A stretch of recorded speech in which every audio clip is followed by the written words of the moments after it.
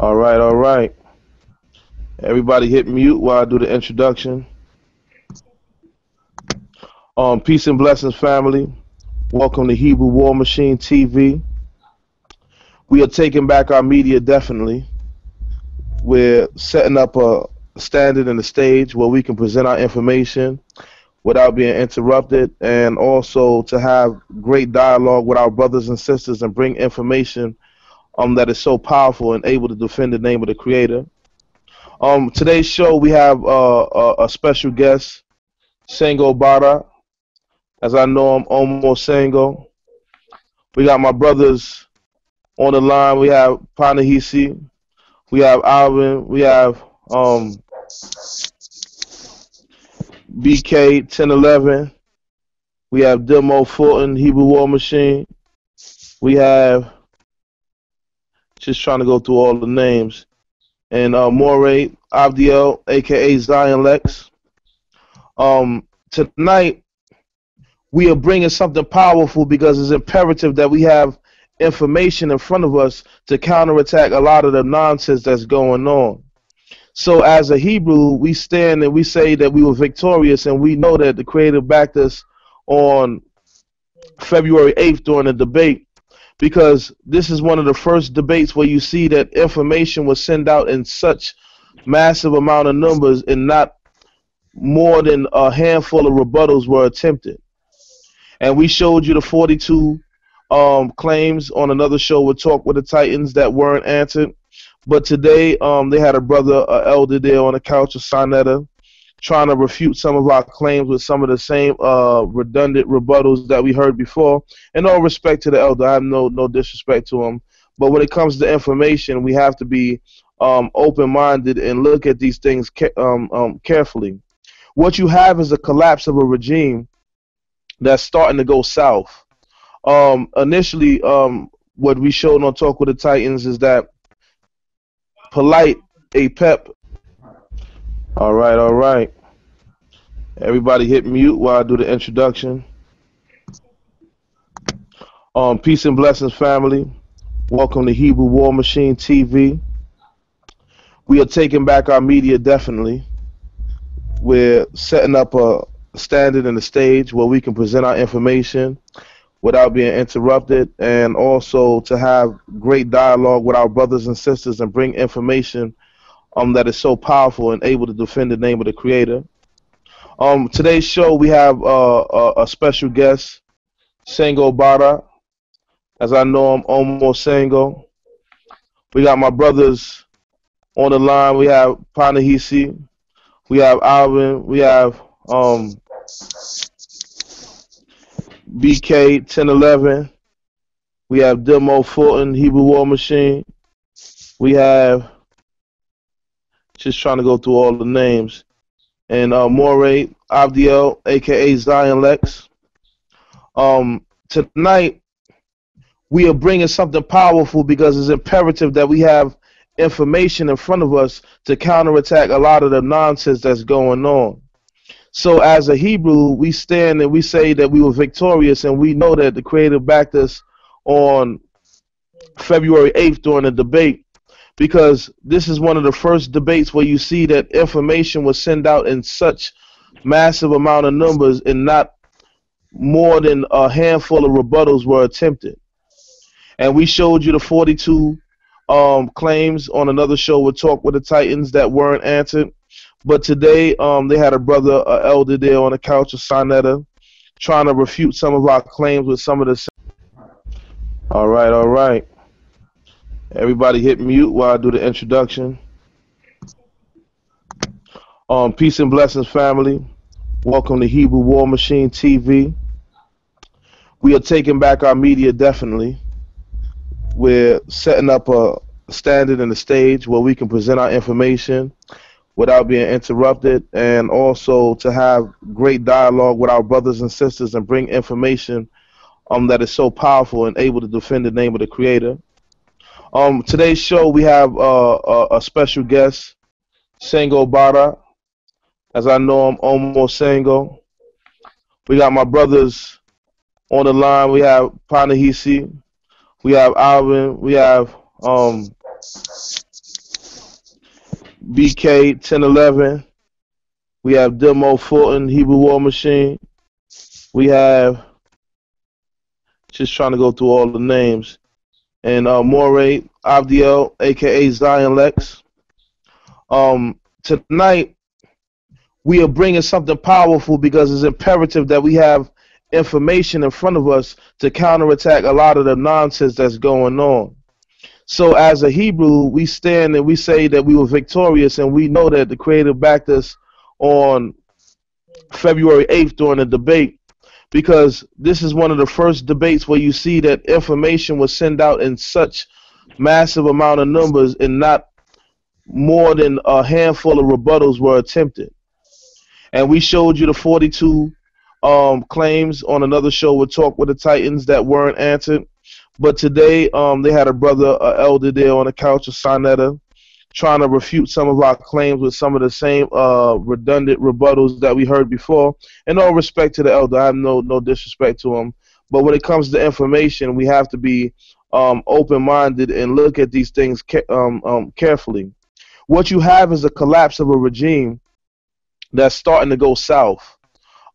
Initially, what we showed on Talk with the Titans is that Polite APEP, also known as APEP, came on the show and he was saying that he didn't have no charges against him and he didn't see no charges, so that's why he didn't have to answer to no claims. And we put up and posted all the claims and all the charges. We posted all the links to the emails talking about how many rounds we were supposed to have and all of these things. So we cleared that clearly, and we proved that that was a lie.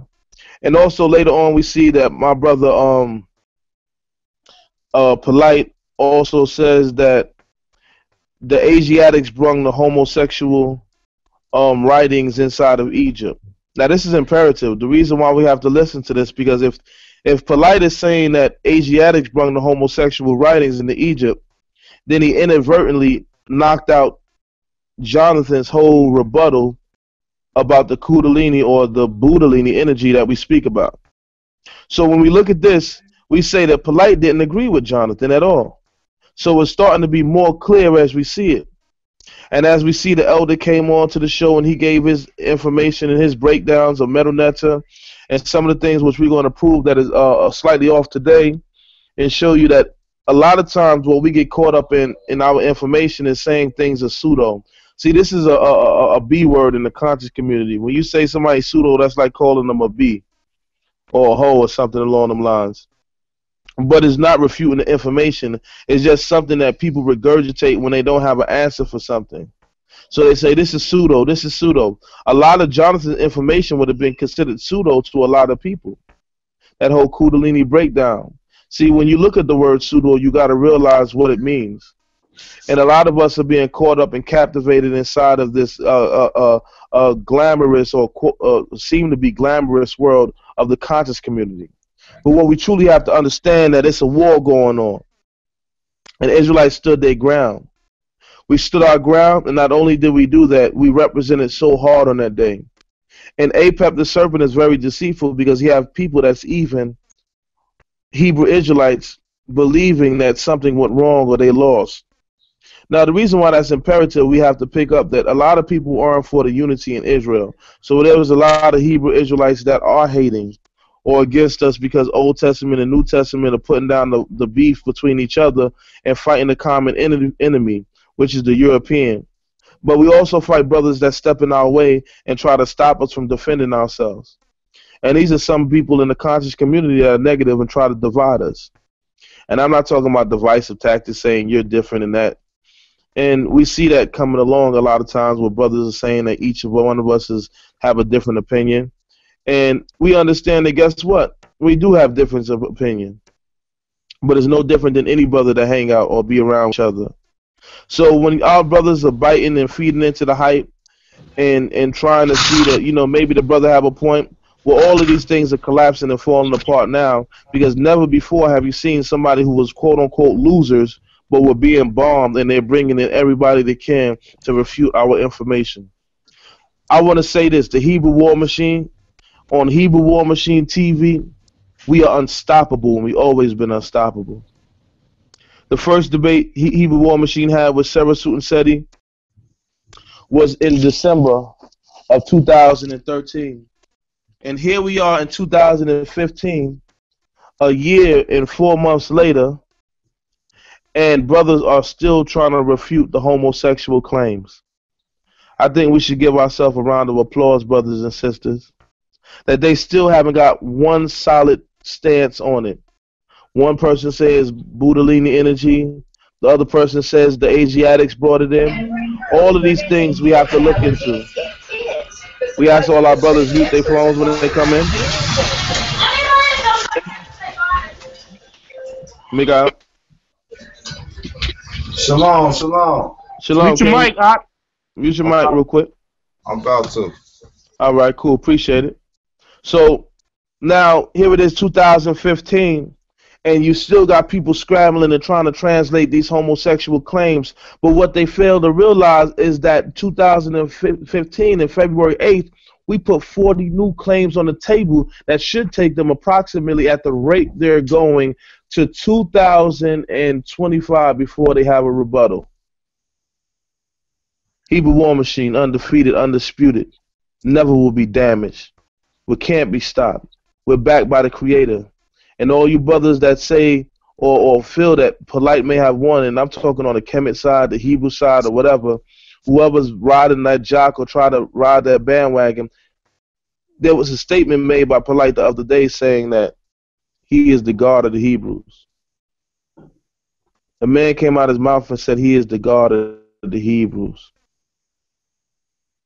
Now, with all that said, the Kemetic community is trying to throw it back on us and saying that GOCC, they controlled the audio and the videos, and they was in charge of the live stream. Now, let's ask a real simple question, right? GOCC was asked by Neter before the debate, can they bring in their portable live stream? I mean, their portable Wi-Fi to see if it works. GOCC admitted and said they would do it. They agreed to doing that and to bring it in to help the brother out. When they got their Wi-Fi wouldn't work. But if the Hebrews was in charge of the live stream, why weren't the Hebrews able to record any videos at the debate? Why are there other images of the videos leaking from different Kemetic communities to show that the Hebrews wasn't exactly in charge of the live stream? Why doesn't the Kemetic community show that the Amirah squad was 3 hours late? See, what you're not getting on certain channels is the truth.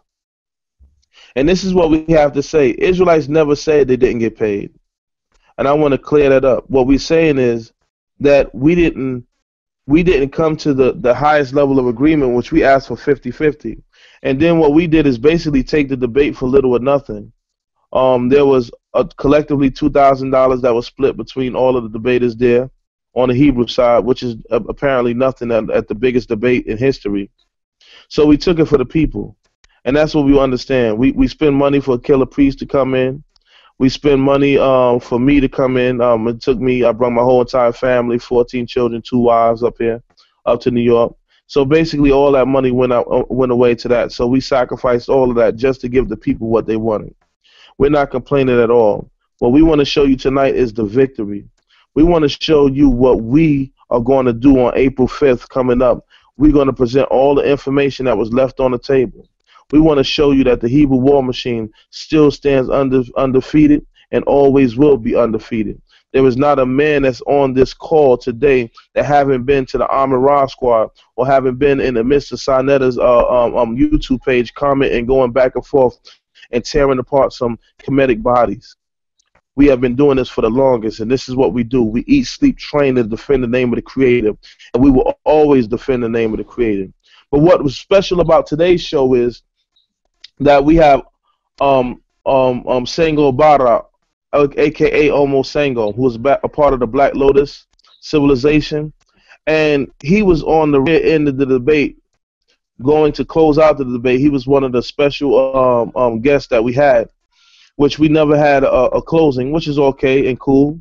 We're not begging, we're not asking for anything. The people understand what's really going on, those who are true in heart. But what we had is brothers from the motherland, people from Africa, ready to break down the Medu Neter and to speak to our people, So now that we have a hard time getting them on some of these conscious channels, we created our own page, the Hebrew War Machine TV on YouTube, so we can get individuals to listen in and hear what we have to say. Because tonight, Africa is going to speak. The continent is going to speak. Our brothers and sisters that have some information want to speak. Now you have to ask yourself, why hasn't it been anybody in the conscious community open to speaking to our brothers from the continent and getting their perspective on things? And this is what the Hebrew War Machine is about and what we're about to bring out tonight. So one of the things I want to do is I want to introduce one of our brothers, Songo, aka Almost Songo, of Black Civilization, Black Lotus Civilization. One of the communities that I'm definitely a part of, and Hebrew War Machine is linked with, that we're going to fight back some of this nonsense. And if you are Pan-Africanist or a person that feels that you're pro-Black or pro-Africa, if you don't see today that something is wrong with the conscious community on how they try to muzzle our brothers and don't allow Africa to speak for itself, then you have something wrong with you deep down inside that you have to check. So, Almost Songo, how you feeling tonight? Shalom, Shanot, Alafia, Boani, Sabubona, Habarigani. This is to everyone greetings, and I'm feeling on top of the world, and I'm honored to be here just to clarify what was our involvement,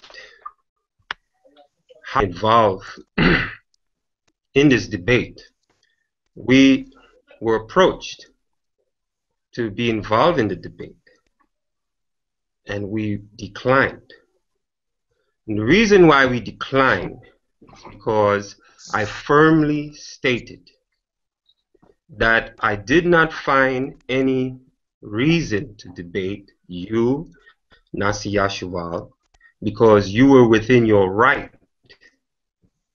When these individuals were picking a fight with the Hebrews and making ridiculous jokes about homosexuality in the Bible, about cannibalism in the Bible, it was within your right to show that the very thing you criticize, I can show the very thing exists within what you hold as your doctrine.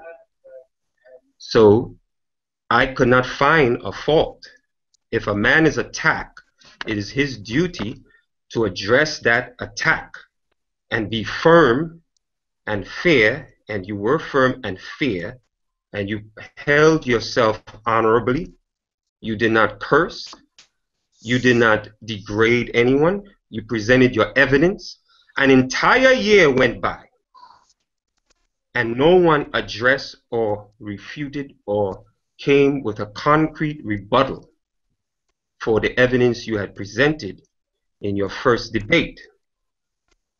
Then there was the Tazariak, Brother Tazariak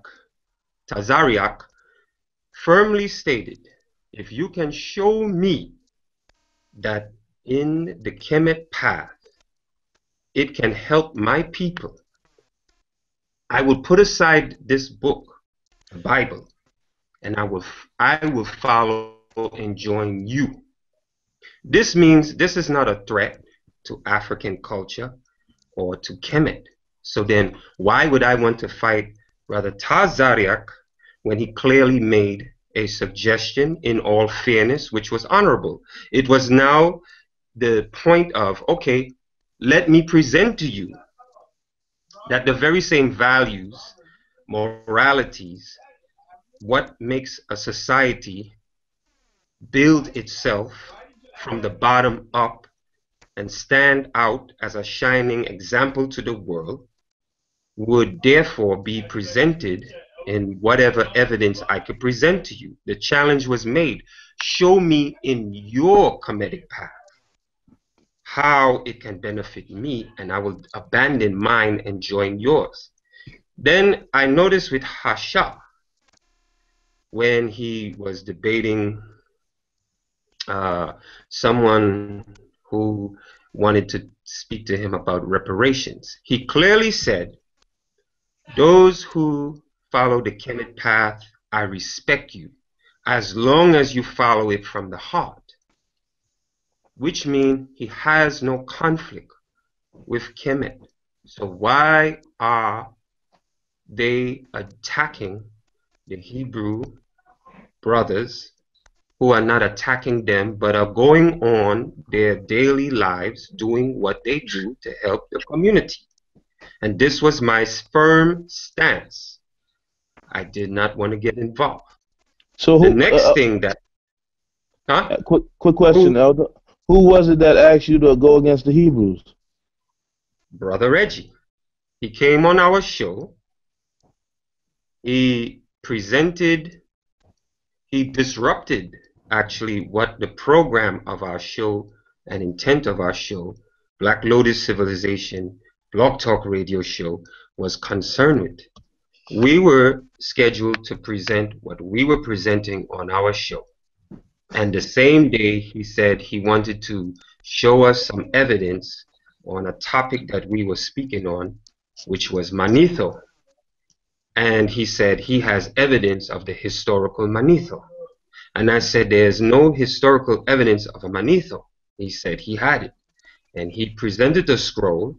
He wanted us to, on the show, translate it, to which we said we will not translate it because who will benefit from the translation when it's done? He can take the information and create a book based on the translation, and we did the work. So I said we deliberated over it and said we will not do it. And he spoke on it intently, and then afterwards he said, if you don't battle the Hebrews, then someone in the Kemetic camp will steal your research.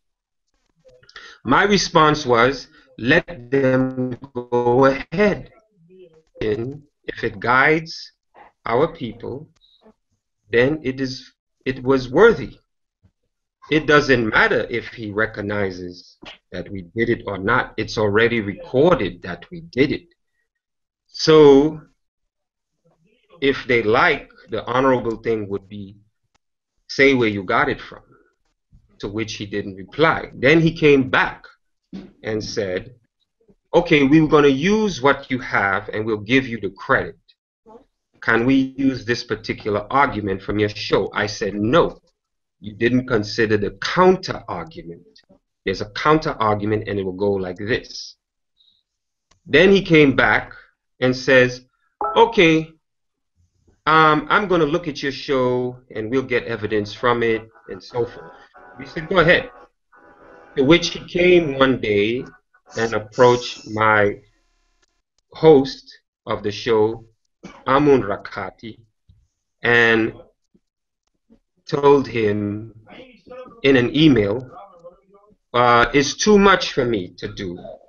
Can you write 25 arguments so I can take to the Hebrews?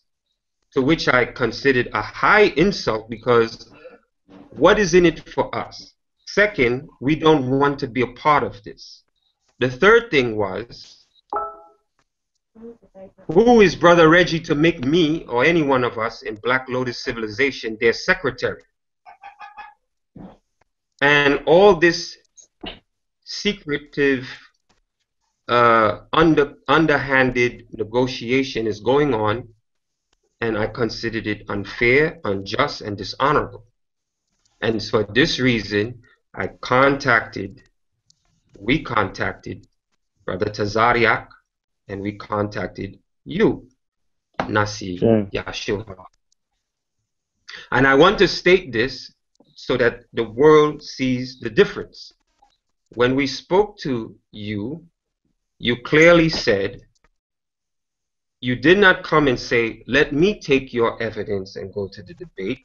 You did not say, put some evidence for me, therefore, against these guys. You said, why don't you come with your evidence of what your research is and present it? This is honorable. This is how honorable, upright men deal with each other. They honor each other with due respect. No such thing was given to us from them. Is Amun on the line? Amun is not on the line. Amun is actually in and out. He's in and out. So when he get back in, I'll let you know when he get back on. Okay. Our point was Amun had numerous times contacted. He went on Sineta's show. He mentioned from his research, he discovered that the Medu Neter language was not translated. I will repeat, Medu Neter was not translated. I myself discovered that it was not translated. There are two other members discovered the very same thing. This is why we end up meeting, because we shared the similar conclusion. Also in the motherland in Africa, Africa is silent. Silent because the learned elders that knew how to read it were murdered, killed during the colonial era. They even brought Medu Neter to them to see if they can translate it, intentionally to see, which is something diabolically went wrong in the history of this culture called Nile Valley. And till still this day, the silent majority remain in Africa amongst the elders. You can show them the glyphs and they can tell you what it is. And sadly and unfortunately, they will not get a voice unless we open the way for them to get a voice. And thanks to you, they are getting a voice.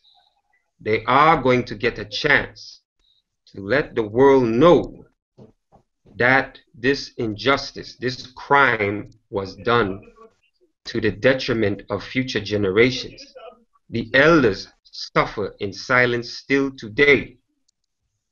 Now, Medu Neter, I have found in my research, directly from the words of the Egyptologists themselves, that it is and always will be and was a controlled academic study. This academic study is grounded on biblical based, Zionist Jewish, I will repeat, biblical based, Zionist Jewish collective control, that the decipherment of what is given to the world and how it's presented must not conflict and contradict the Bible or the Hebrew culture. The word structure, vowel structure of Medu Neter is controlled and based on Hebrew, Arabic, Coptic, Latin, and Greek. There is no Bantu. It was not consulted. There is no Igbo. There's no Yoruba. There's no Hausa. There's no Beja. There's no Akan. None of them were consulted. And if we find a word that has some similarity to any of the languages throughout Africa, consider it a gift. Because of course, when you're doing this translation, you can't control it all. There will be some remnant. This is the basis of what we were presenting at the time to go and present in the university. UCLA and several universities were already in communication with us to present our finding. Amun also went and contacted Amin Rasquad, to which they were insultive. They did not want to hear what his findings were. I didn't contact them. I personally have no interest. I just wanted to focus on our lecture, present what we have, and let the world see and judge by what is presented. And the same thing we were going to do at the debate. We were going to present to the world that this nonsense must come to an end. Everyone is priding themselves on scholarship that is European oriented, because the European took the identity and control and the definition of Semite, and they use Semite to define Nile Valley Africans who built the culture that we know today as Kemet or Egypt. This is what has happened, and they firmly state this in their own words. They give, if they mention Africa, they mention it as a mere footnote. They don't mention what the elders told them, and they did contact the elders. It is obvious. So what I would like to do is present just a briefing, a brief proof of what I'm speaking on. I will not go in detail. I will just give the beginning. If Amun is on, let Amun share the experience as to why we got involved. Is he on? No, Amun's not on. He's trying to get in right now. Somebody dropped out so he can get in. So he should be on in a couple of minutes. All right. So Omo, why do you think that nobody reaches out to brothers from the continent and the conscious community to hear what y'all have to say? I mean, I would think that people that are called themselves Pan-Africanists or liberationists, or those who think that that the Nile Valley is the origin of civilization, would really reach out to brothers that are from there to really get the truth and hear the word. This is correct. And anyone who claims that they are African would naturally look to see, let me see what the healer. I mean, I would think that.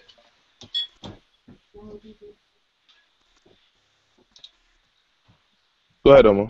The elders in the traditional healers, you cannot have African culture and remove the spiritual aspect. They both go hand in hand. The spiritual expression is the foundation and root of African society. How are you going to present Egyptian civilization without including the spiritual aspect? This is where it becomes a sort of, let me skip over, because in order to embrace the spiritual aspect, you have to go through an initiation. You have to sit with elders who will test your patience, your character, before revealing the truth. We have gotten comfortable in the modern world with just going online, reading something, or reading a book, then coming online in social network and feeling proud and important that we know something. The question is, how much of it do we know? Because what we do know is just the word, just a thought. What about the action?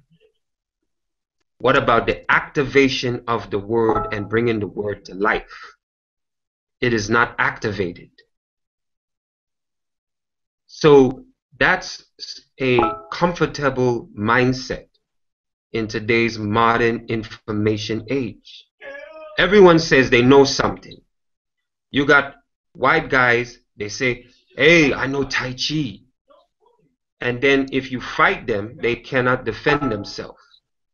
So then did they really know Tai Chi? No. Because the purpose of Tai Chi is not only for health and relaxation, it's a martial art. It's for self-defense. And they don't know it.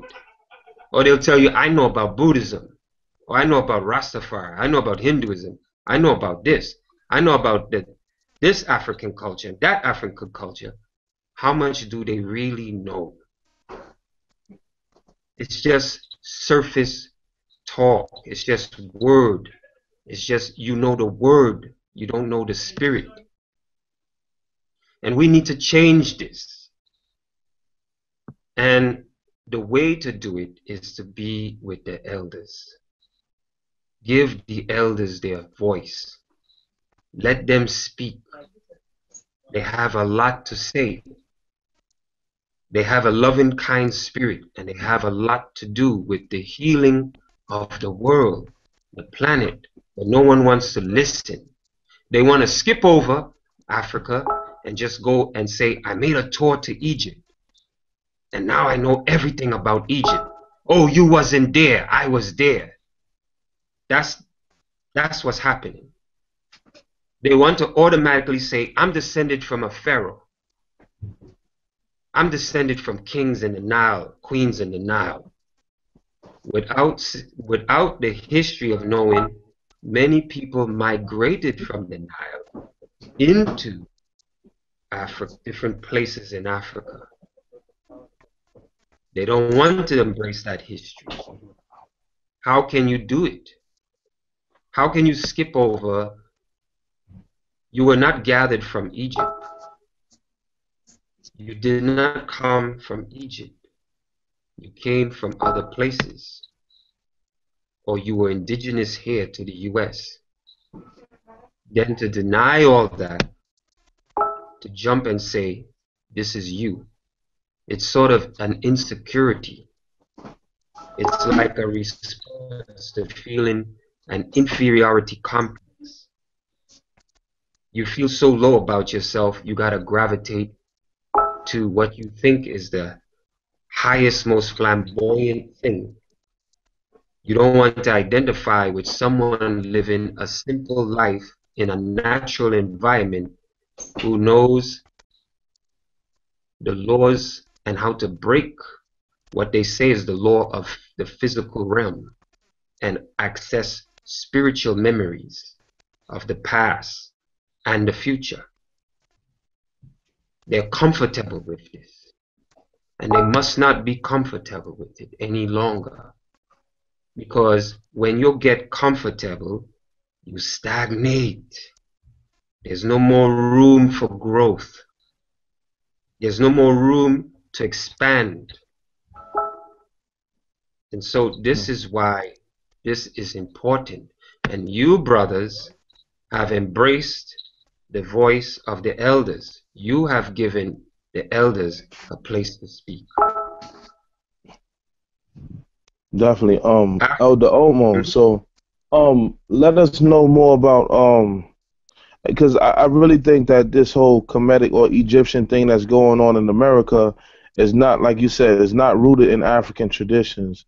And so when a person thinks that they're becoming a Kemetic individual or Egyptologist or following the path, what is some of the things that we will learn from the continent to see that there is a difference than what they're doing in America than what these people are doing here? Like, perfect example, we talk about Kemetic systems and we say that we don't believe in the higher power or God is spooky and things like that, and negating the metaphysical and the spiritual system that is the basis of all the things that is being taught.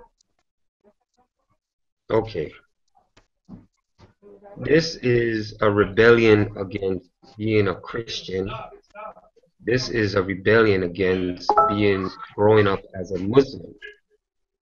So in the rebellion, the mindset wants to embrace anything outside of Islam or Christianity.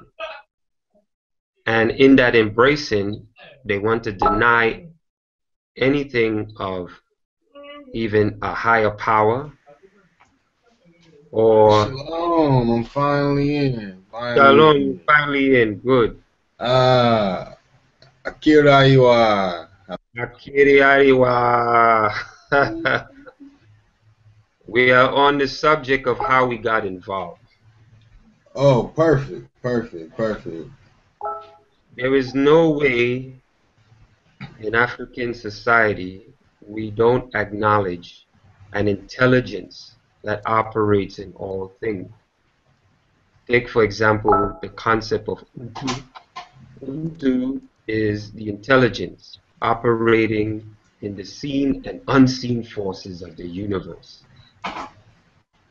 Ubuntu is also described as brain, where it is processed. Ubuntu is also the unlimited potential, which we all share. All of us, we share it. We are operating for greater good. We are unlimited potential. So how can we deny that there's an intelligence operating within us, and then in that denial, we're saying we're African, when the African says there is an intelligence operating in all things, trying to express itself or finding expression all the time with us. This intelligence is operating in all things. Are we conscious of it, or are we unconscious of it? The greatest power is to become conscious of the intelligence operating in ourselves and in others. It sets the tone for what is called Bantu, the collective intelligence operating in all the people and all of life. Muntu, the way I address you, I'm seeing the collective intelligence operated when I see you, so I say Muntu. There is the answer. There cannot be a denial of our intelligence guiding all things. This intelligence has a source, undefined, because it is left for us to examine it and embrace it and discover it. To define where it is or to define it will be to set a person and make them not really see it, because you defined it where it's supposed to remain for the experiencer to experience it. Then there are descriptions to let us know how to come in contact with these intelligence, these that operate with us all the time, how to get familiar. There are rituals to open you up to have this done. Now, how many people are willing to move forward and do this? Some people just want to kid themselves. Some people want to deceive themselves and deceive the world. And you can tell by their language and how they speak, they are not spiritually rooted. Because what they say doesn't show a high spirit action. They look for conflict where there's no conflict. Instead of looking for the collective intelligence in us all work together for the greater good, they rather create disharmony for ambition to make themselves the in thing or the it or the authority. If a person has authority in the spirit, you're going to acknowledge it immediately. There is no need to look for conflict in the world. It just shows a lack of wisdom. So this is the answer. Amun, we lost him again. No, Yes, he's here. family. Can you elaborate to why we got involved in this debate? Literally from the beginning, we were Yes. being asked to participate in this debate against the Hebrews. Once it was explained that we were not, then we were asked to help. And due to us being asked to help, we were doing on Black Lotus Civilization broadcast a specific topic about Contra Appian, which is the story of Flavius Josephus. So, in turn, we're being asked, can we use what you said on the Contra Appian on your broadcast? I said, it's my broadcast. You can listen to it and take whatever you want from it. I'm like, but you're going to take it out of content for what it's meant and the reason why we're doing it. And then you're going to have to understand why we're doing it. Totally ignored that, which was the reason why we did it, and asked us for 25 different things on the Appian to use against the Hebrew Israelites. So I'm telling them, this is not really going to help you. This is going to backfire, for one. Two, the reason why I'm doing this is I'm trying to get down to the base of where this Kemetic nonsense came from. So it's like you're going to use my stuff when it's actually being used to find out where your madness came from. That was the whole point of us doing it. And then in turn, they don't even understand the term of Contra Appian. I just watched somebody mention Contra Appian. Where's my notes? I took some notes on it. And the person is talking about Contra Appian. At the same time, they're saying Appian as if Appian was the person when the person was Contra. So it's something simple like that, that when we were asked to give those 25 different things to help in the debate, that I was like, I don't know, you pick this different thing and that different thing, but I'm like 25. In my mind, I'm like, I have my own life. I have my own study and my own thing that I'm doing. So I'm supposed to take time away from what I'm doing to do this, when I already did the show where they can listen to the show and do it. So in turn, I say, won't you all just listen to the show and pick out what you can? Oh, that's too many hours.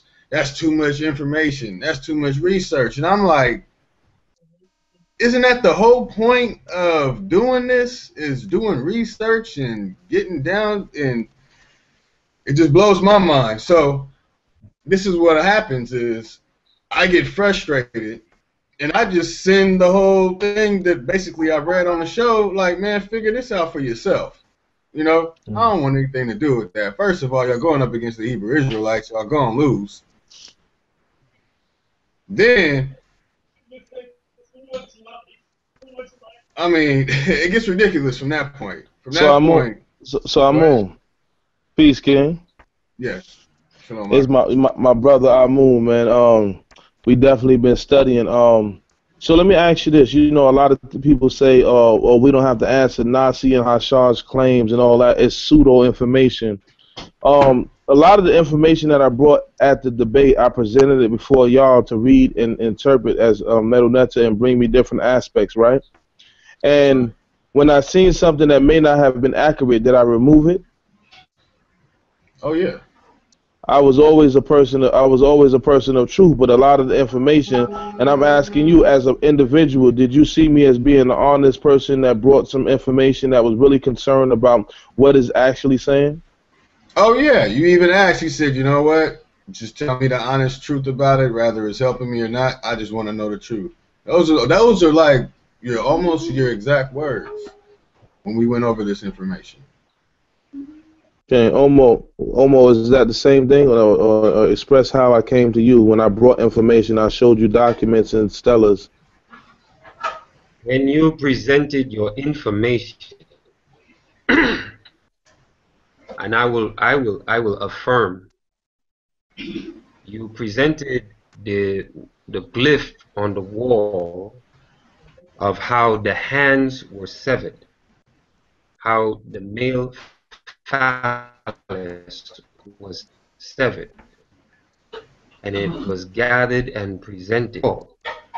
And this is common. This is a commonplace thing in warfare. The act of severing a body limb and having it as a trophy. I'll give you an example. It is known in amongst the Hausa in the north of Cameroon, and they have large number of kingdoms operating in Cameroon, Central African Republic, Chad, Nigeria.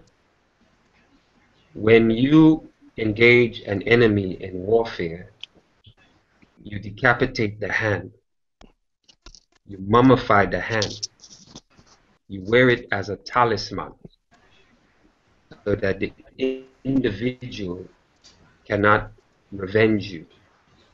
You have some sort of control over the individual.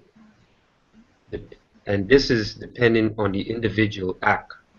Also, if you look, as I pointed out to you, if you look at the Bob Marley album called Confrontation, Bob Marley is on a white horse, which is the story of Angabo.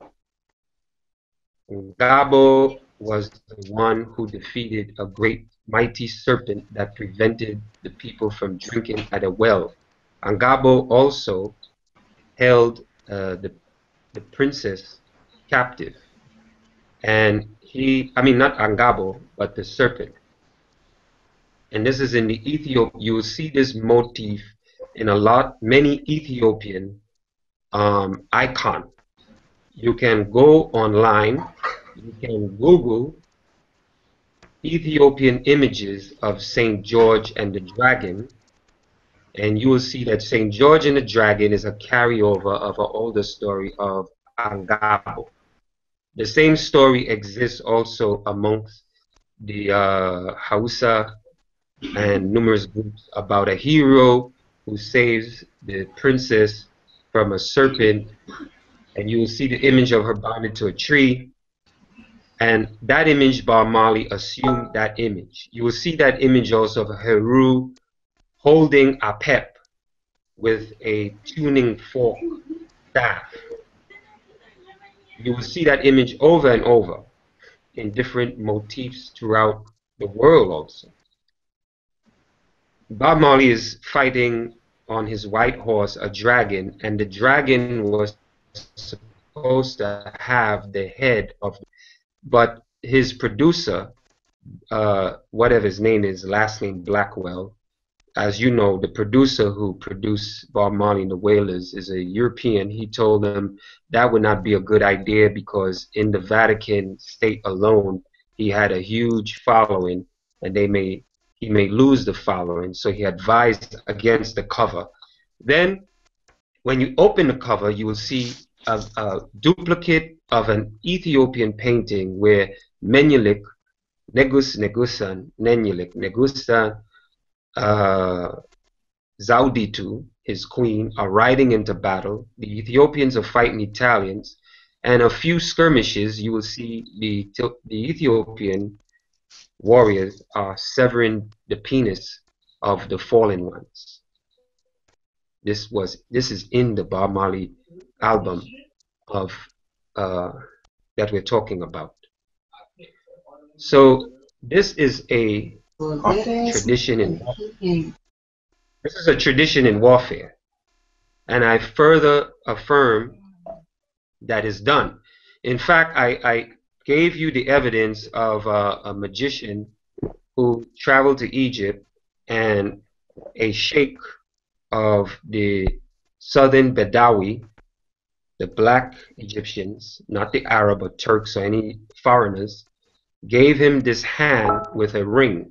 On the ring was the name of Meritaten, or one of Akhenaten's daughters. She had took it upon herself to carry an entire army to invade the Amun-Ra temple. And in so doing, they were defeated. But although defeated, she lost her hand in battle. And the hand was mummified, and it is said, according to the legend that was relayed to the magician, and he was a palm reader, that the hand was mummified and left there as a deterrent for further attacks.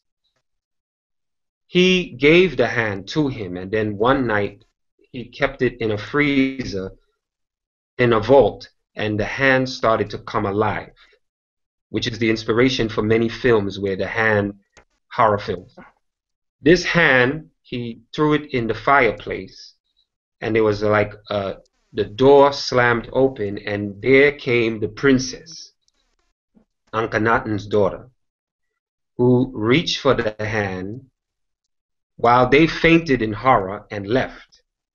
So we can see there's ample evidence that this is an act of what is done in warfare.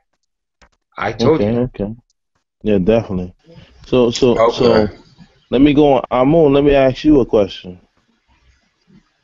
All right. Okay. You now, how important is, because everybody's getting on the Hebrews, and I like to ask a two-part question because I asked three questions. One of the questions is, how do you feel when you see these brothers such as Polite or Reggie and all of them going and they expressing Egypt with the best of their knowledge, and they're talking of Dr. Ben and all Banga and all of these historians, but they're bringing information as if they're really living this stuff. How does it make you feel? But on the up and up, I also want to ask that when you look at it, when people knock the Hebrew history, how important is Josephus to the establishment of Manetho, or Manetho in itself? Because we say, some people say Manetho, and they take Manetho's information to establish dynasties inside of Egypt. Would there be a Manetho without Josephus? Oh no, it wouldn't. I'm so glad that you asked the two-part question in that way. See, the funny thing is, I heard that it was mentioned in the video by someone recently that they don't have to use Josephus, or they said anything mentioning Josephus. I don't even want to paraphrase, but they're mentioning that they don't follow Josephus, when in fact, without Josephus, you do not have a Manetho, because that is the only account that has survived till this day. And on the part, as in the what we call Nile Valley civilization, and pointing back to the elders and this, that, and the third, well, we have been misled and misguided because we are following a paradigm, something that was established in a specific time frame of our existence and meant for that specific time frame. We are supposed to adapt and move on, but it seems that everyone is stuck in a paradigm of the 1960s and 1970s. So we have this regurgitation of a consistency of repeating, and it turns out that this regurgitation and this reoccurring thing that keeps happening decade after decade is based upon a lie. Now, we will go further into detail on what the lie is in the presentation on today, which we will present it. But back to Flavius Josephus and Manetho. Is Manetho not mentioned by all Kemetic Egyptologists, chematologists, when it refers to dates and dating, no matter who they use? They use a European, they use an African, no matter who they use, it always refers back to Manetho. Yes, it does. Let us not forget, in the readings of Manetho as we presented on our radio show, it is Manetho that created the term dynasty. It is Manetho who is the one that grouped and created dynasty. Now, dynasty means, from dynastia, means sharing the same bloodline. In reality, the entire list should be reading as one bloodline. You know, one of the questions I ask is like, okay, people say, well, Kemet won a debate, and I say, how? And somebody said, oh, Polite went to Egypt. Okay, how does he win the debate? Because he went to Egypt. Polite brought out a coffin. Okay, what does that mean?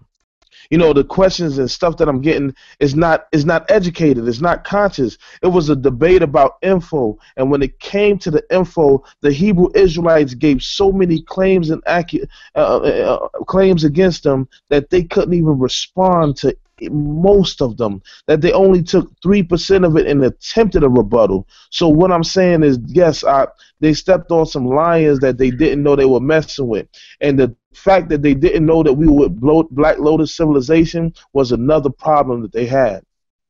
See, and that's where we connected. We connected with the hearts.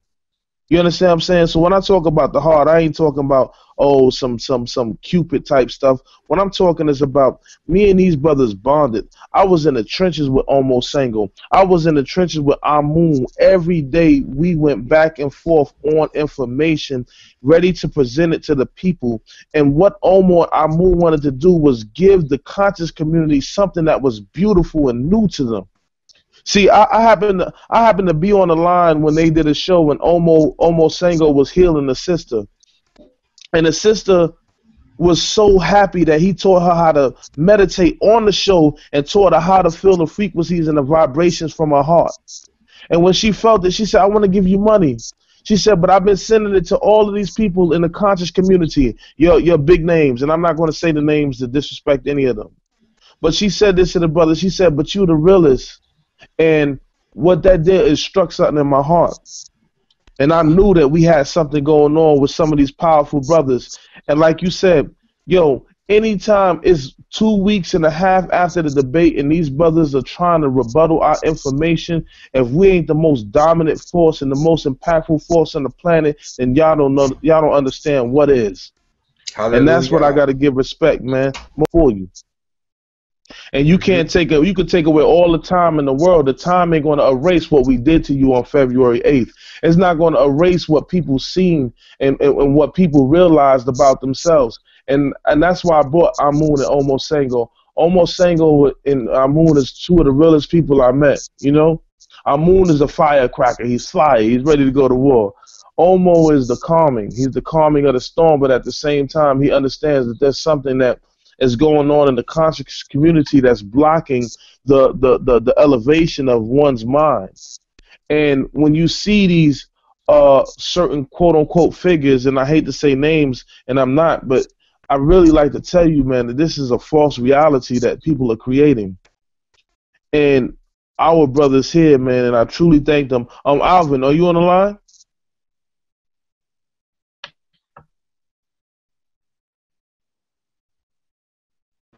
Or maybe Alvin must have. Alvin is here. Yeah, I'm here, bro. What's up, man? All right, you got any questions for these brothers? What you say, bro? You got any questions for these brothers? Oh no, I'm just listening, tuning in, man. And you know, it's good that I like this program because there's always this misconception that the Hebrews hate Africa, you know, and I see we're climbing out of that misperception of people keep throwing that stereotype at us, you know what I'm saying? So it's good to see that people from the motherland is rocking with us, you know what I'm saying? And it's interesting when we look at this Kemetic culture of today. It's not the Kemetic culture of 3,000 years ago. It's a completely different animal. It's a completely different animal. I don't see anybody doing any rituals or ceremonies. I don't see anybody practicing any No, of the ancient Kemetic festivals.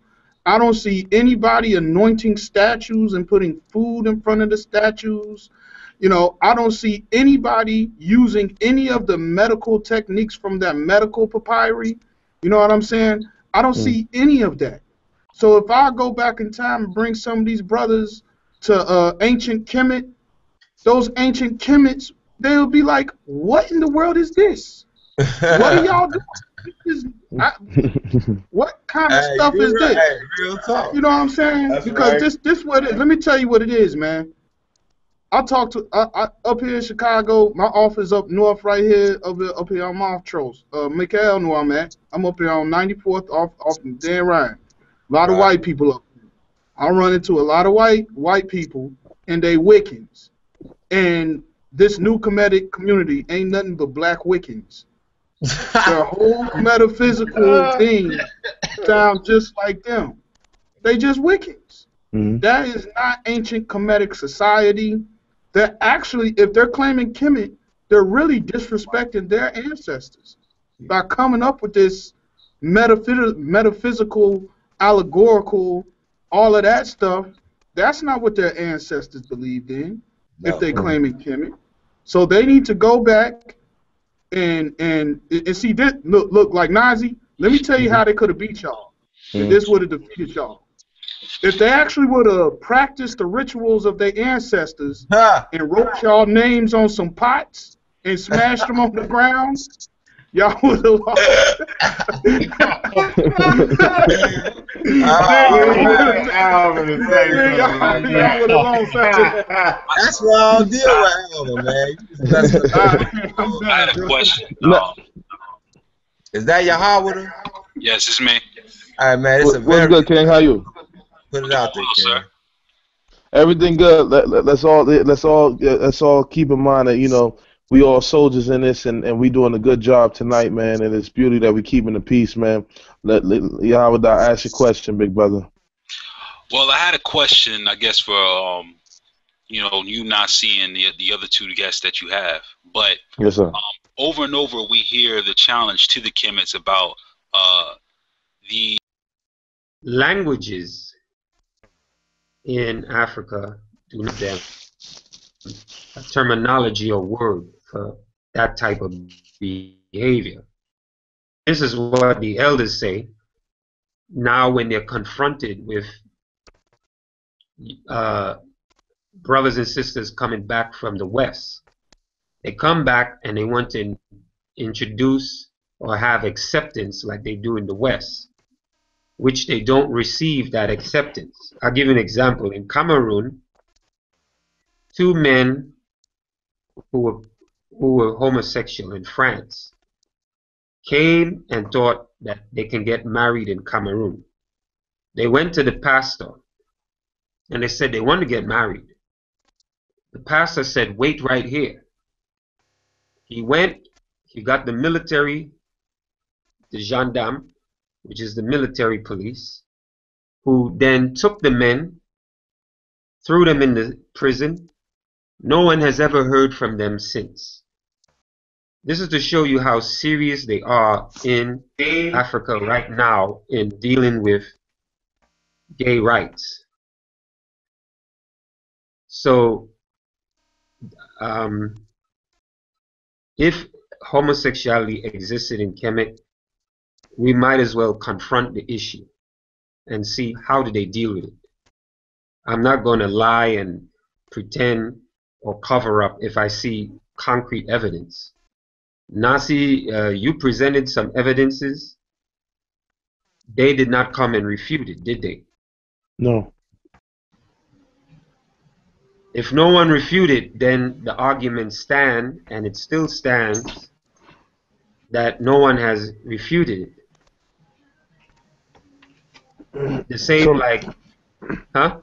let me ask you this: did you see the elder that came on today, right? And you know his name. Yeah. What do you think Fudi. about what he was saying? Because I thought he was coming from an unbiased perspective, but it seems that when I started listening to it, it wasn't that he was unbiased. He was already prepped on what he should be talking about. And how do you feel he did, and what do you think about that? You know, because you know, I think it's a lot of things going on. Like you were the one who taught me, Omo, about the Magi, right? About Right. the Magi. The Magi had to wrestle. You had to wrestle a lion to be a Magi. You Oh know, yes. you had to have a scar on your face to be a Magi. So this is almost like when I used to watch The Last of the Mohicans, and you watch what's my man's name? The Bakwa. white boy, yeah, well, the white boy played the last of the Mohicans. It's like it's almost the same thing that our African American brothers in America are doing here, where they're playing with certain things that we did in our ancient civilizations and not really taking it serious. So back to the question, is there any information that you can share with us, man, that can help us out and deliver us as a people? Because I know a lot of people they want to know about the Hebrew relationship in Africa. They want to know about all of this stuff going on. Do the Africans attack the Hebrews? Are the Hebrews beneficial to the community? I mean, there's just so many questions that we have that the conscious community is not really giving because they're talking from a book. Sometimes when you talk from a book, you're really not bringing the true aspect or understanding the culture. And sometimes even when you deal with the Bible, right? Bible has certain idioms. Like perfect example, if you say it's raining cats and dogs, then certain people are not going to believe you when they come from out of the country because it's not literally true. It's not true. But it's the same thing when we deal with those who are lion faced in the Bible. It said lion faced men, meaning that they don't have a face of a lion, but they're very brave and courageous. So there's certain dialect that we had back in the days that we have to understand to be a certain way. And there is so much that we can present to the people by showing the unification. So there was a list of questions I shot at you, but if you can remember them, go back on them and answer some of these questions for us to help us out. Okay. No, them brothers. No, actually, them brothers did, and that's why it's imperative that we show brothers that respect what we're doing as a nation, and not so much so what these other brothers are doing. Now we know, I know, Mick. We want to get in it. We want to get in it. We want to attack. We Adam. We lions, huh? We want to tear apart that whole new covenant. We want to tear apart that Amarah squad.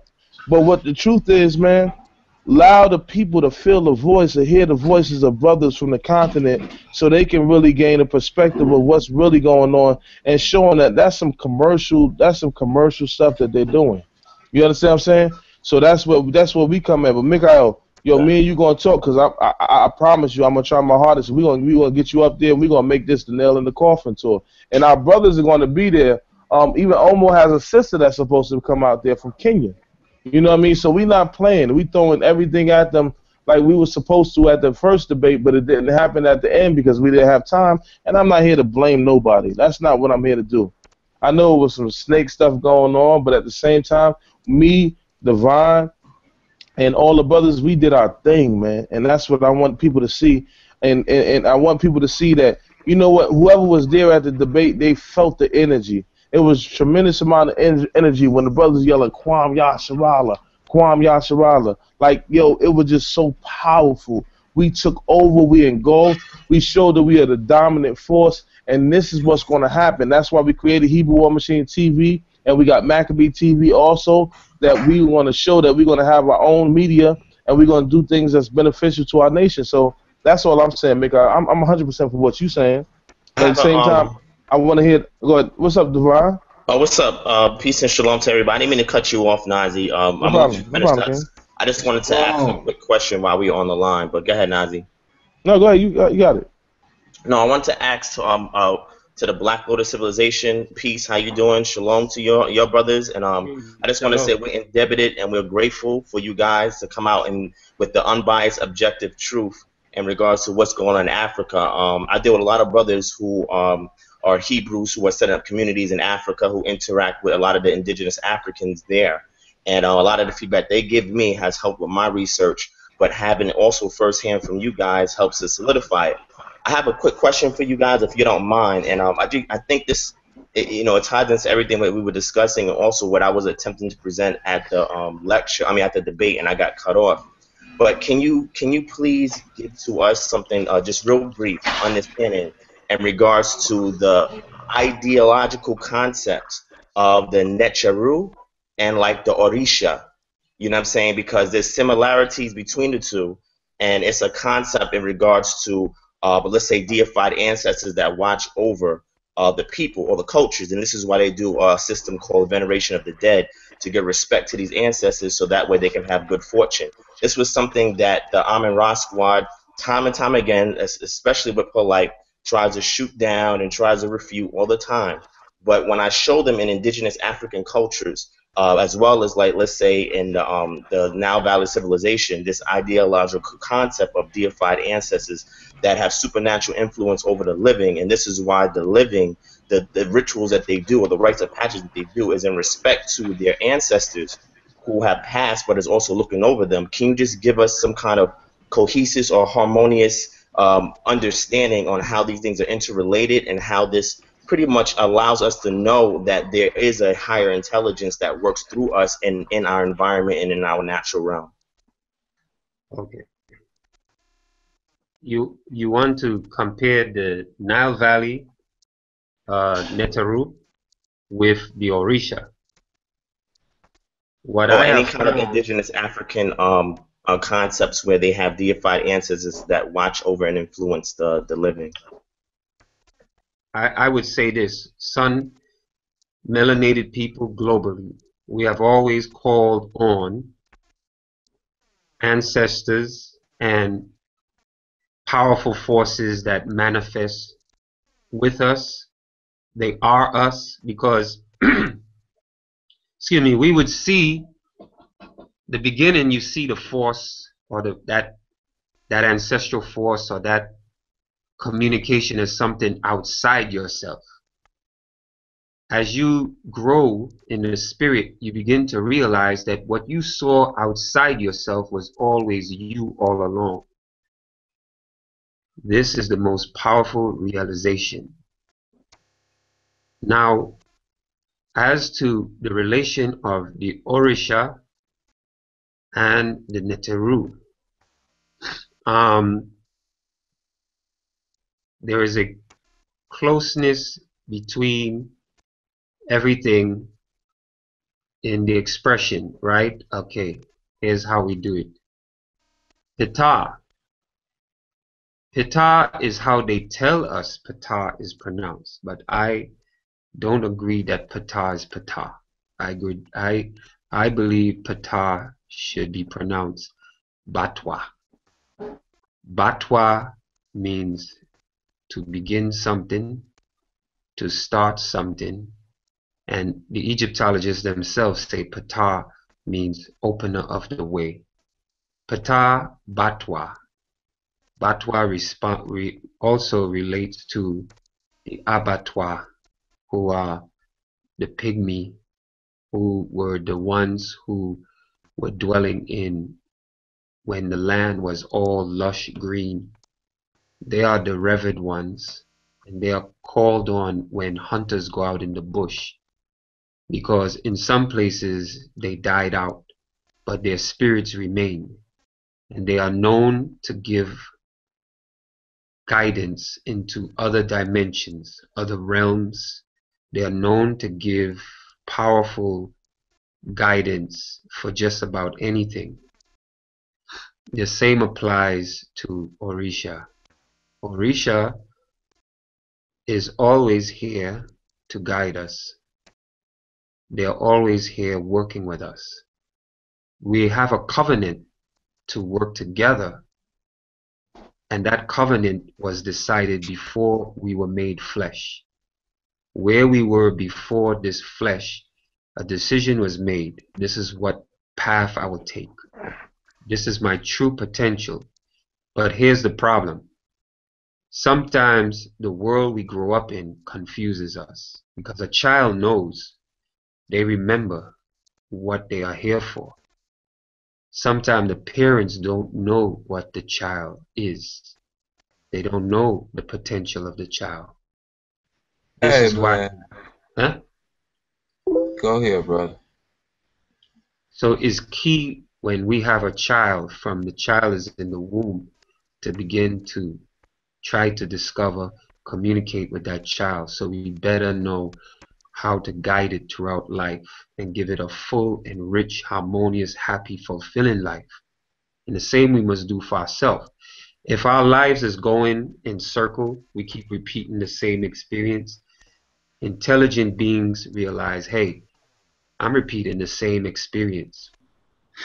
It says in Surah 867 that sperm originates from the backbone and the rib.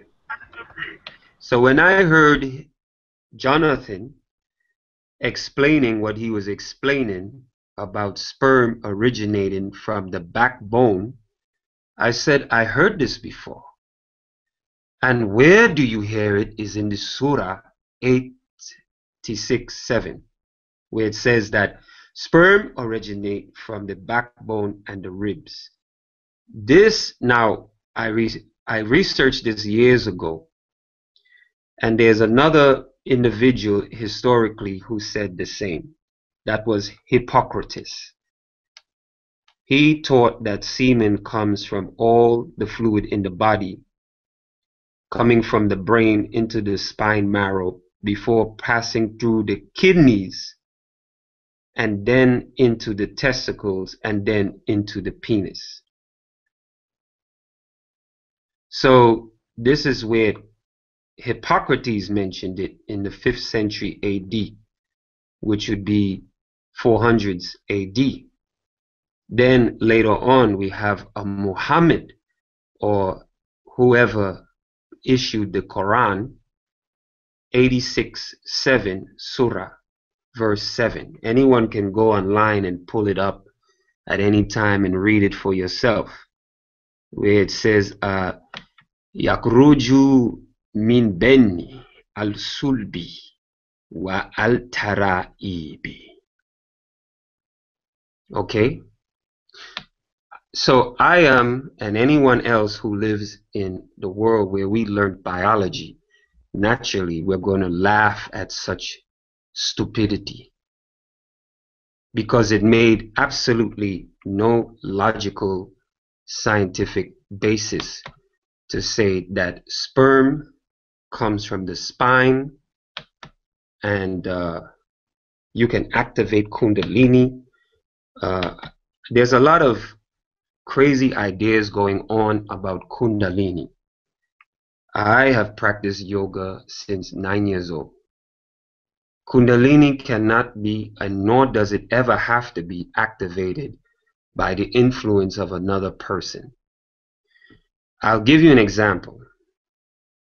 If you inhale and expand your stomach, right?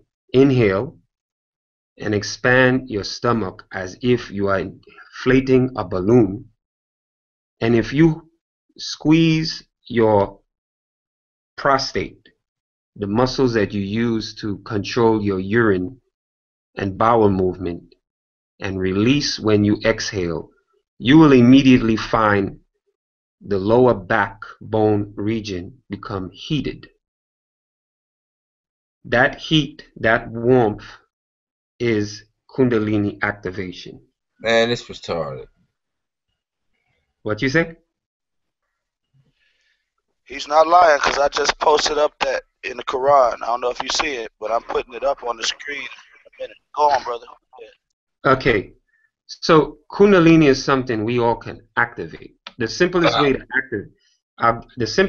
activate it is to inhale. Hey, I'm sorry, Songo.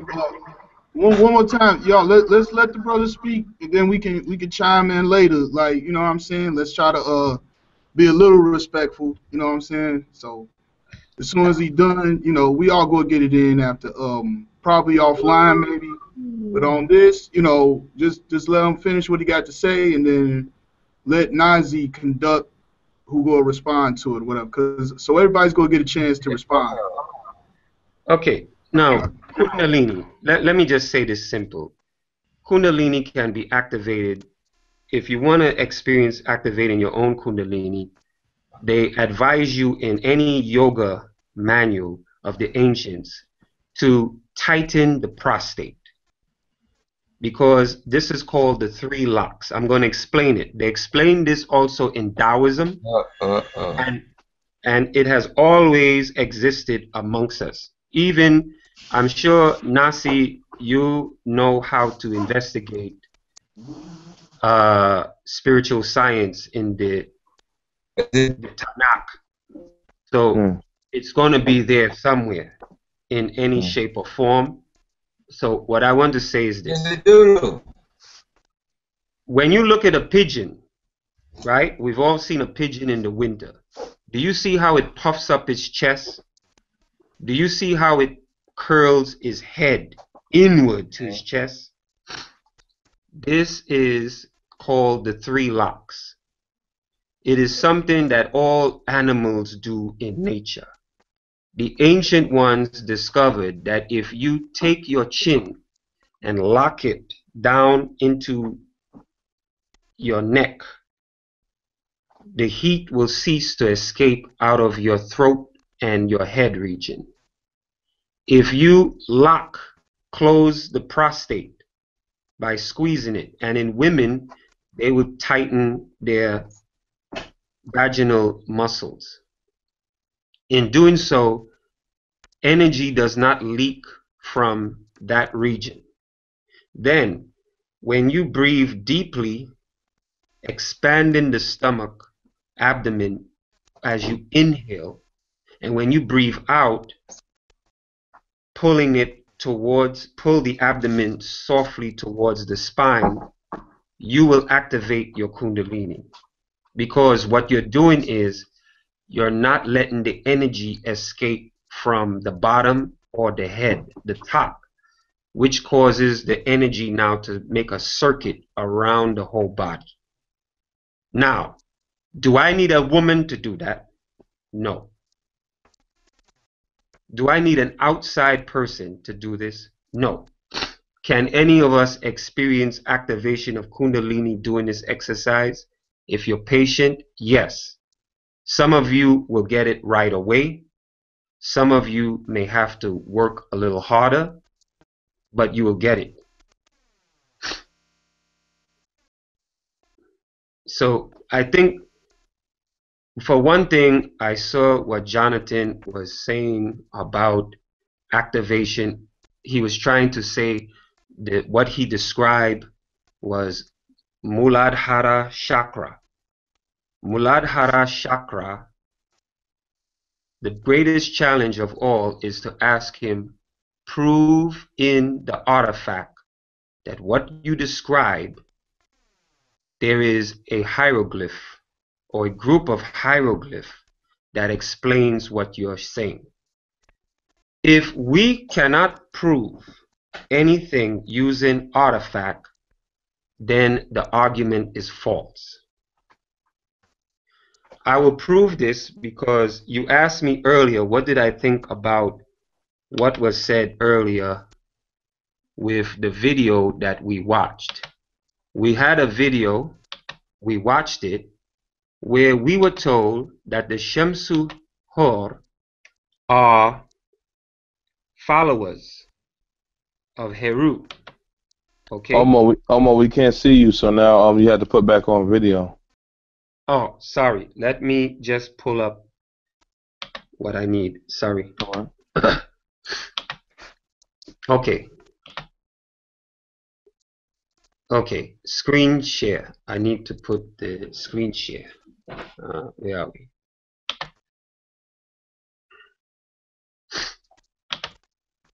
Okay. Take a look at this. This is from Budge Dictionary. Can you see this?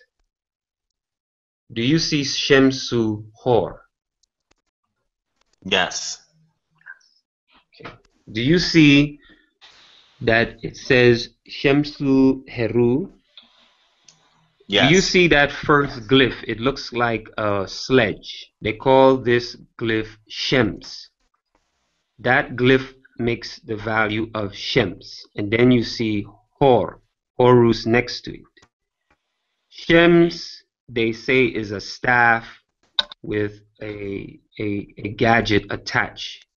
In grammar, Egyptian grammar books, you will see this glyph as Shems. Now you see it says the followers of Horus. Here's the problem. If I take this, what they say is a staff, and I take Horu, who is behind it, where is the glyph of the feet walking to say a follower? It's not You there. see that? It's not there. We can go down to the other definitions. We don't see it. We even see, look at this. Go down to the second line. Go down to the third line. Do you see what's happening here? There is the lake glyph. There is the Cain glyph. There is the Shems. There is the U, the baby hawk, and then Heru behind it. What is Ampu doing behind Heru on a standard? Then the bow, and then the stylus. The stylus is what is used for calculating. Seshat carries that. Do you see that this is a foul interpretation just by us looking at it? It says, because go to the third line, please. Go to the right where it says that number. You see the lake glyph. It's like a rectangle. This is value of sh. So then sh, and the next one is s. This is shes. Then you have shem, which is the staff with the box. So this should be shes, shem, and the baby hawk u. It should be pronounced shes, shem, u, hru, mpu, bihit, and then the stylus glyph. Do you see that? Mm-hmm. What is a stylus glyph that is used for writing, calculations, used in spells? How does that translate to followers of a Heru? And then we have Ampu in front of it. This is foul translation by European Egyptologists themselves. This should not even be here. So who did you see translate this recently, Omar? Oh, Mfudisi says that Shemsu Hor means followers of Heru. Let's go down. Let's go down. So that's the elder that was on Sinai's channel earlier, right? Exactly. That was the elder in Sinai's channel. Yes. Giving falsified information. That's what he was giving. We can look at this and we could see by the glyphs itself, there is no glyph determinative for following. So this means we have to go back to the drawing board. This is the point of what we were going to present in our participation in the debate. That Medu Neter is a convoluted, confounded subject. These glyphs should not even be here, because by what we just analyze ourselves, we can see this does have nothing to do with following. Here, look, the feet is down. Look at the next line. You have Shes, Shemu, and then Heru on a standard, 3 of them, and then a father one. So 3 young Herus on a standard and a 4th one. Are we to say that this is followers of Heru? So hawks are following each other. Hawks are on a standard. If you put a hawk on a standard, what does that mean? If anyone has dealt with falconry, you put the falcon on a glove and then you also put it on a standard to rest the bird there. What does that have to do with followers of Heru? Absolutely nothing. Okay. Then here we see, look, you see now there is a tiny legs. Yeah, for following. Moving. So it shows movement of legs. Okay. I want you to keep this in mind We're going to look at the next line. Here we see again, this one is Shems with the S, the standard glyph with the box, then the cane facing the other way. This is Shemes, U, and then the foot moving is Per. Per means to go back and forward, to journey. So on and so forth. Okay? Then we see Heru is behind the feet. Not that the feet is behind Heru, the hawk, but the hawk is behind. Is that following or is that leading? It's leading. Exactly. It's leading. Logically, it means leading, those that leading or carried the concept of Heru or the standard of Heru. You see there are 3 lines.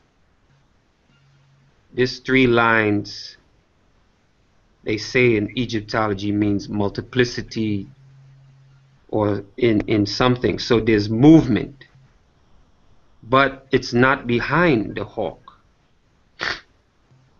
Then you see again, you have a Neteru being, and then a Shemes, and then Per again.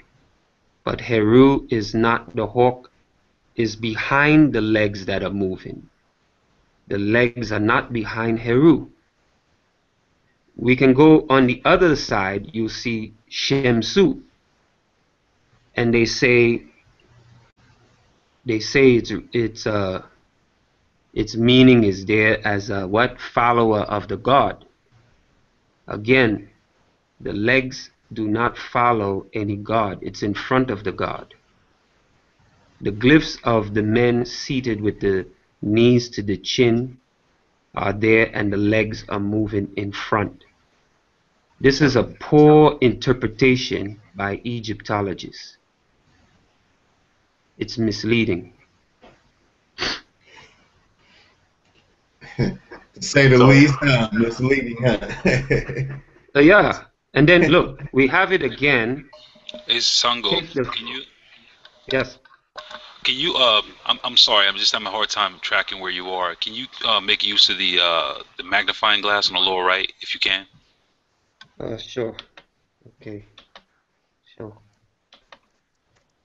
You killing them, Omo. You killing them. Look on the left. Look on the left page. Left page. On the divider of the left page, you see Shemsu. Yes. If you go down, this is not Shemsu Hor now. This is just Shemsu. And it says, follower of the god, a member of the divine bodyguard. It doesn't say follower of Heru. Doesn't say, the Egyptologists themselves do not say followers of Heru. So where do they get Shemsu or Shemsu Heru is followers of Heru? In the Egyptology dictionary, you yourself can see. It doesn't exist. Now, they're using Egyptology and Egyptologists, what they say these glyphs are. But we are seeing these glyphs say something different. Doesn't that tell you that Medu Neter has been falsely translated? Doesn't it tell you that we need to re-examine what this language says? But yet we have Egyptologists, black and white, priding themselves using European translations for what these images are. We are fooling ourselves. Look at the line, count when you see Shemsu. We go down 1, 2, 3, 4, 5. Go down to the 6th line. Finally, we see the Shems. You see Shems, Shems, Shems 3 times. And then the Neter. This can never be an expression of followers of Heru. This is an incantation. When you repeat something 3 times, it's for a magical purpose, isn't it? Yes. Then this Shems mentioned 3 times. They would say is, oh, that means Shemsu because it's written 3 times. Well, then why would you write 3 times? And then the baby hawk is the symbol for plurality, they say in Egyptology. Ooh. So then why would I need to write Shems 3 times? I just have to write Shems once, put the baby hawk behind Shems, and I have Shemsu. But if I'm writing Shems, I'm taking the time to write it 3 times. It has a different purpose and meaning. We're not talking about following anything here. Then look, we have it here. Shems U.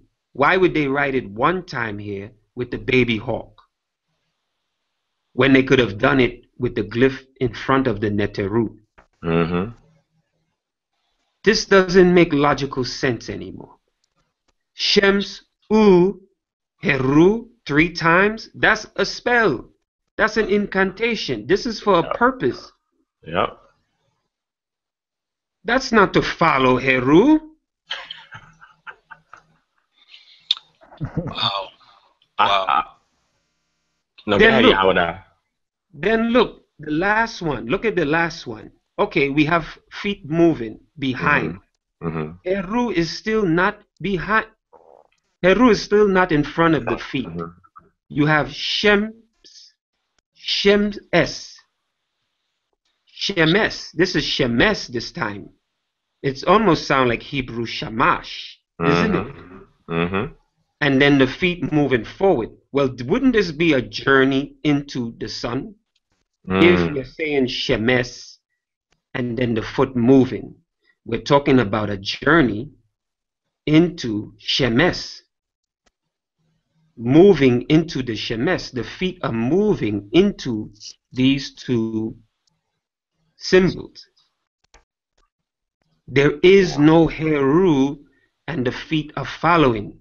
This is poor translation by white Egyptologists. Then you have African or black, whatever people want to define themselves, using Egyptology lazily, what they defined it as, and presented to the world as an authority without examining everything.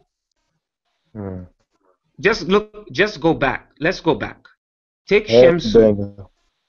Go to the line, first line, second line, third line. Go to this 4th line. Do you see the axe? Yes. The axe is not following. This cannot be Shemsu again. Shemsu Hor. Although it says followers of the God. Where's the God following? I don't see the symbol there. But the axe is supposed to be a symbol of Neter, or the symbol of Netru. We have a problem with this. The axe is a symbol of the first technologists that existed in the ancient time as Ogun. And it exists in the Hebrew as Cain. Cain. Yes. The worker of metal, the technologist. Wow. The one who works with the hoe. And Nasi broke it down perfectly in his book that he mentioned earlier. Now, let's look at this glyph. You see the lake, what the Egyptologists say is a lake, the rectangle with the 2 slash. You have Sh. Then we have Shes. Then we have Shem. Then we have Neter. But behind Neter, we have 3 people with the hand in the healing gesture and the left hand on the heart. This is not following Heru. This is a recording of a ritual where 3 men kneel, 1 leg up, 1 knee down, 1 left hand on the heart, right hand sending the energy outward. We have to examine this language and correct it and stop fooling ourselves. So I have a question real quick, Omo, if you don't mind. I have a follow-up as well. Because I'm Please. following everything that you're saying because I've been studying the Medu Neter myself and trying to get a little bit more adept at it. My question for you is that if this is an incantation or a spell, because if you look in parentheses, it's referring to the kings of the pre-dynastic period. And again, that's going back to the kings list, and we can see that there was a recordation as far as quote-unquote Nasuts that were following quote-unquote the cult of Heru. Can you show us somewhere in a glyph, like an actual mural or actual war relief where we can see this incantation there, or a text where we can see this incantation there within its context? Because looking in a dictionary is not really putting the actual terminology in context. Do you know where we can find this actual glyph at in, like, let's say a stela, or let's say in a mural war relief in a tomb somewhere or a temple, so that way we can see it within context, so when we present it, we have a full understanding of what it's like, what the incantation is referring to? Okay, that's an excellent question. Do you see Budge is given the reference hymn to Darius 3:1, and then he gives those numbers REC. We would have to go in the index.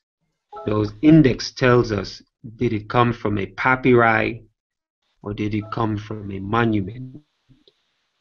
As you can see on the bottom glyph, you see Shemsu. Look under the next paragraph. It says Shemsu, we have an elder because he has a walking stick, or a man of authority. And it says from the Duat, number 12, and it says a god in the Duat. This Shemsu doesn't have Horu with it. So Shemsu cannot exclusively have anything to deal with Horu, because we see an elder working here.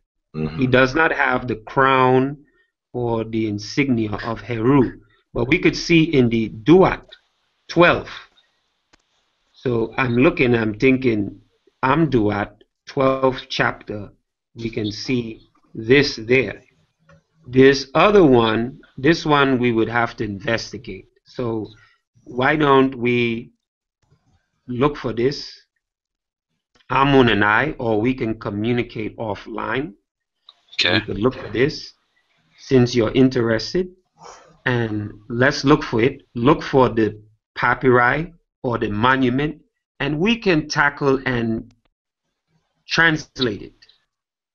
Because these glyphs tell you, you know, my son saw me draw the symbol of Osset, and he said, what's that? When he was in the nursery school, he said, what's that, Daddy? You drawing a gun? I said, a gun? No, this is a throne. He said, oh yeah? He turned it on the side, and he said, I said, oh wow, it is a gun. And that's what made me realize Medu Neter has to be read with the flexible mind of a child. This is why these guys, they're already fixed. They feel, I'm an authority. I know it all. I'm a chematologist. There is no flexibility of the mind, and if the mind is not flexible, there's no room for learning. I am not going to condemn you if you say, hey, I see something that you didn't see there. I'm going to say, oh, thank you. Now we're growing, we're seeing, we're making sense of this thing. So we can continue, you know, Elder Yashuv-El can bring us together and we can investigate this. And we could work together, because that's what we are about. We're here to share ideas. We're here to correct these errors. These are errors we're looking at. And we should be free and willing enough to say, let's correct it. And I want to share this one next. Let's look at this one. Okay? This is Per. Give me a second. Let me pull it up. Pull this up. And I was just gonna reiterate that this is good stuff, everything right here, because I like that this unity right here that we see and displaying on this panel is really what needs to happen. because a Yes, lot of sir. times we go on Sonetta, is just this divide amongst black people, and it's a divide that's promoted, which is alarming to me. You know, like I don't know what that is. Like when we put people against each other and we start cussing at each other and we taking personal shots at each other, we all black people. Yes, sir. But yet Exactly. this, but there is this divide that is very alarming to me. And I like all this information you present, brother. Thank you, brother. I appreciate the opportunity for us to share because by sharing insight, we are going to grow. Spiritual beings communicate with each other on a higher frequency. There's a mutual oneness. There is no need to fight, attack each other, create disharmony. I would rather you leave, and I leave, and when we finish, we feel high. We feel uplifted. Than to leave our discussion and we're bitter. And all night we keep thinking about the ugly things we said to each other. That disturbs the spirit. Now, I want you to see on this screen, can you see it? Per. Just to prove what I was saying. Do you see the screen, Per? Mm-hmm. Look on the I on this shit. look on the left, the bottom left, Per. I'm trying to enlarge in this screen. Is it legible or you need it bigger? I mean, I can Hey, see can I it. ask a question? Can I ask a question, man? Like real talk.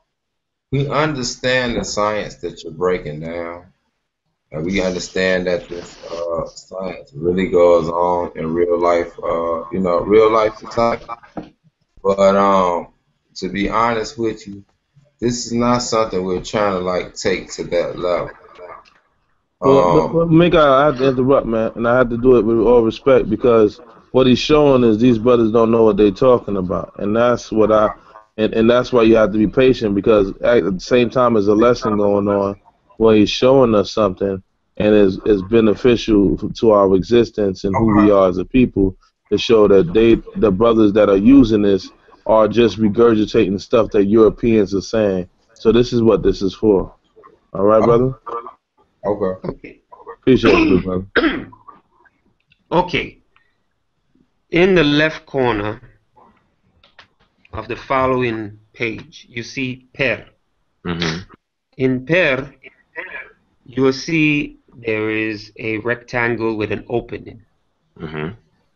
That's supposed to be looking at a building from the top. At Mm-hmm. least that's what they say, Egyptologists. Then you see the mouth glyph, which has the symbol, the sound and then this on top says Per. Mm-hmm. And then there is the feet moving, the legs moving. Okay. You can read and it says to go out, to go forward, to go away, to depart, so forth and so forth. Did you not see this glyph with Shemsu Hor? Did you not see those legs moving? This is what the meaning for that glyph means. Per. You see that? Mm-hmm. So Per tells you it's movement with the leg. I have to prove what I'm saying, so I leave no room for rebuttal. You can see Per means any movement, back and forth, Mm-hmm. journey, you name it. Mm-hmm. You saw that with the Shemsu Hor. But never were the legs following behind Heru. Yep. It was moving always in front. And that's where you get the Peret Em Heru, because, you know, it's colloquially known as the Book of the Dead, but it's actually coming forth or going forth. And that's why we get the term by day, because there's motion taking place. There's a transition that's taking place. And that's why when you don't see that particular glyph, when we go to the Shemsu Heru, we're seeing that there's no motion there. So it's a different concept that's taking place that they're misinterpreting. And I think you presented it excellently. That's great. Thank you. So this is what I want to get back to the other subject that Nasi had asked before, okay? If you remember, I'm going to refer you to something I discovered recently. And this is about two families, one called Costa, one called Mingana. These two families took control of, they said at that time, Mesopotamia all the way to Israel. Do you know how they did it? They united Arab, Christian, Hebrew in the entire region. And in that unity, they fought the British non-stop. And in that fighting non-stop, the British had to give them power and authority in the region. This is a book, but it is in this it is in this find that I came across. It was called the Republic of Virnal, and it was created 1792.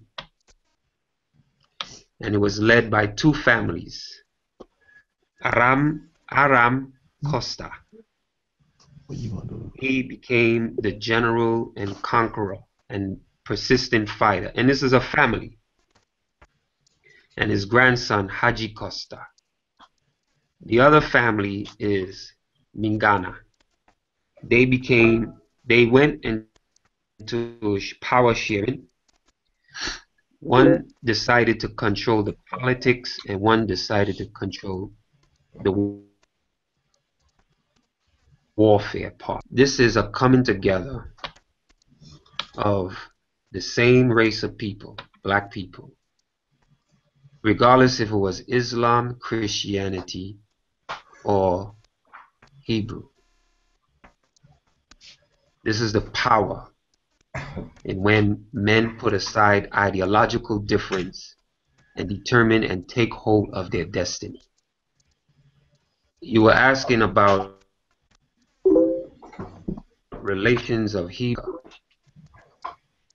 In every city throughout North Africa from the 600s onwards is recorded that there was a Christian sector, a Muslim sector, and a Hebrew sector. And there was also traditional North, what they call animists, and they were in harmony with each other, and numerous times they held strong bonds in fighting common enemies. This explains the relationship back then. Not today, but back then. So the details of this history, it goes way back on the relationships. And it's something that we need to revisit, revive as an inspiration to take charge of our destiny. With that, I will ask Amun if he's still on, if he has anything to add with what he saw with Mfudisi. Yeah, Amun? No, Amun is not on, but I think, man, we covered a lot of ground, man. And I'm here. I'm here. Oh, you there? All right. Well, go ahead, big brother. Okay, now on the brother, I haven't been able to watch his whole presentation, and I couldn't hear whatever I saw of it. But he made a lot of mistakes, and is that we're talking about Be clear who you're talking of, because it seems when you're interjecting that you right. may be clear who you're talking about. Umfunchi, is it Umfunchi? Well, help him out. Mfundisi. Mfundisi. Umfudishi. Mean teacher. It means teacher. Okay. Now he was talking about reptilian aliens and some aliens coming down, and the suns and the moon stars and quasars gave him, I mean, I'm paraphrasing, reptilian energy, and then he made claims against Hebrews saying they had nothing to do with the pyramids, and the Hebrews didn't come into existence until this period. And it's like, okay, for instance, I want to give a pretty easy example. In America, many people call themselves Americans, right? Okay, now we have Native Americans, right? We call them Native Americans. Now, obviously, they have been there in existence. So even if they're trying to do a wordplay thing, it's like, even if they could say that someone didn't call themselves Hebrew or that specific name, it was tied into that name, and the people existed there. So rather you try and date it to 2,000 years or 2000 BC, it still had to be a people before that. That's why I like when I talk to a lot of people, they be like, you know what? An Islamic brother will say, Abraham was in Islam and Noah was in Islam, but then they say Islam is eternal. And I'm like, brother, almost all traditions have that. So one can't say that, oh, there's no Hebrews until 2000 BC, because obviously that person born who has the title Hebrew obviously had a father and a mother, and obviously has a tradition that came from somewhere. So in that sense, I don't know why the brother made a comment like that. I think he was reaching. It was probably one of those spur of the moments, or it's one of those common things that everyone says it, and it's like one of those things like, oh yeah, man, they didn't do that. That was 2,000 years ago. They didn't even exist until then. You know, it's one of those things that becomes a regurgitation type of thing, and it's not a fact. You know, because we have evidence of people existing before 2000 BC, with evidence that can say that they are tied into a Hebrew faith. And there's too much evidence in artifacts.